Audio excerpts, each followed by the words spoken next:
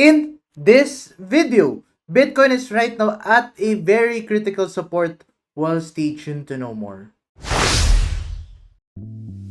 Do you want to learn the strategy that I use for my day-to-day trading? Then make sure to check out our Gaps Crypto 101 playlist. You can start learning how to trade in the cryptocurrency market all for free, and the link is available in the description down below. And if you want to start opening an account with any crypto trading platform, make sure to trade these guys with Femex and Bybit, as they have one of the lowest fees possible in the cryptocurrency market. And if you use our affiliate links, you can get up to 20,000 US dollars of bonuses when you are going to deposit with those trading platforms, and the links are available in the description down below. So now let's dive into this video. So hi guys, welcome back to another Gabs cryptocurrency video where we trade by data and not by hype. If you haven't subscribed to my channel, click the subscribe button down below and hit the notification bell so you won't miss out videos like this. So yeah, diba sa previous video, sabi ko nga sa inyo, I am unsure on where is Bitcoin going. So while there is somewhat a very short, may potential na bullish bias, but sabi ko nga sa inyo, generally, I don't have any idea kung saan siya papunta with the Bitcoin price action. But right now, I think we are now starting to form this very clear pattern na forming na nga. So if you're going to plot a support line dito, and then the resistance line roughly around this area, you will see na meron tayong ascending channel dito with the Bitcoin price action. And right now, we are at a very critical support area na nga dito ni Bitcoin, which is around the 73,000 US dollars. So, right now, I'm not going to say if this is going to get a rebound dito or tutuloy siya pababa.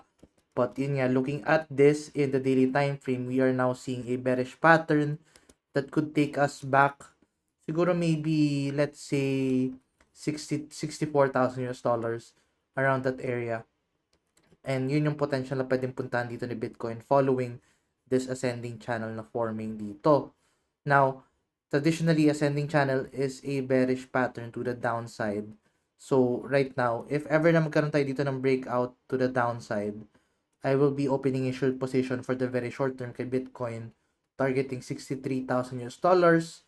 But right now, hindi pa siya sure kasi of course, may support area pa na nagpo-form. So, it really depends if mag-break ni Bitcoin yung 73,000 US dollars or roughly around 72,000.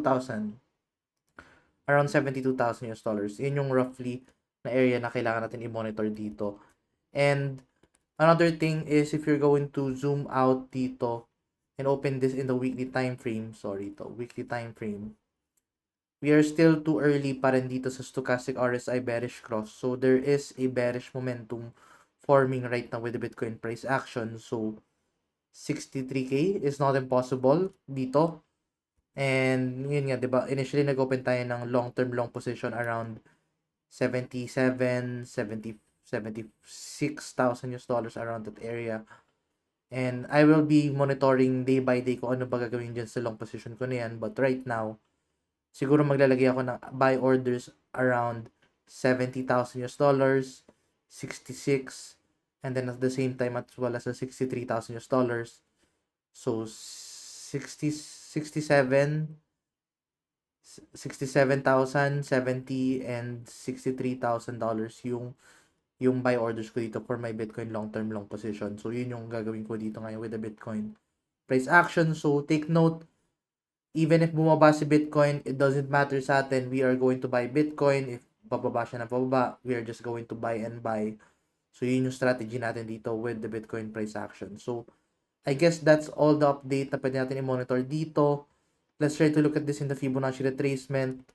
I-hide natin yung mga ibang drawings.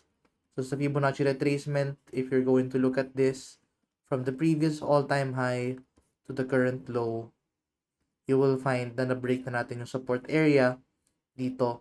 So, that is why Bitcoin is currently going down dito.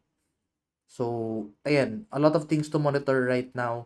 Ang very critical dyan is this support area forming in this ascending channel. So, that is what I'm going to monitor within the next few days. And yun nga, if magkaroon tayo ng breakout, then I will be shorting Bitcoin dito. But yeah, I guess that's all the update. Yung mga long-term ko na trades are going to be in Bybit, while short terms kay Wix.